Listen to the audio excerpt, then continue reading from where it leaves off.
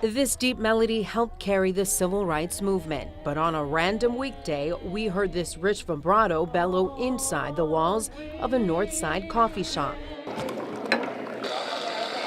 I need addresses. I got her address. We're here as North Division High School alumni plan their class anniversary. Catherine Robinson, Wilbert St. Julian, Randolph Sterling. All graduated in the spring of 1968. so this will be our 50th class reunion. Whether this one will be the The same. year Dr. Martin Luther King Jr. was killed. They remember that historic night well. Time I got to Hopkins and Burleigh, they announced to the president that King had been killed. And the first thing I thought, I said, man, where is our hope at? It was very painful.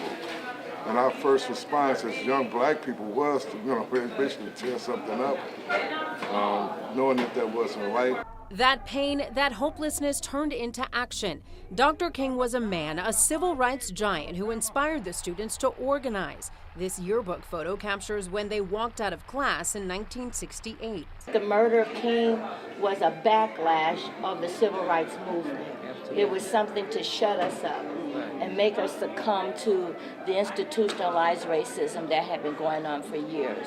Charlene Harris-Cocroft says their class marching out wasn't new. They had spent their youth pushing Dr. King's work forward, highlighting their struggles as young black teens in Milwaukee, specifically not being taught black history in school. I remember that light blue book, and the only thing that was in our history books about us was slavery. Why is that so important? To be able to look in a textbook and have the stories of people who look like you. No, you just said it. People that look like you. Yes, Yeah, that's right. We marched down to central office to ask about those black history books. Like the open housing marches that took place in the city the year before, they recall not being scared, armed with youthful ambition and Dr. King's practices of nonviolence. That was a big thing. Yeah, very I'm big in there thing. somewhere. I don't know where I am. Yeah, we're all in there somewhere. Yeah, But it's something that we had to do. We had to do that. yeah. We had to, our voices had to be heard. And it was something that continued in the days following Dr. King's assassination, when these same students met at Garfield Park and, led by Father James Groppe, marched with thousands through downtown Milwaukee.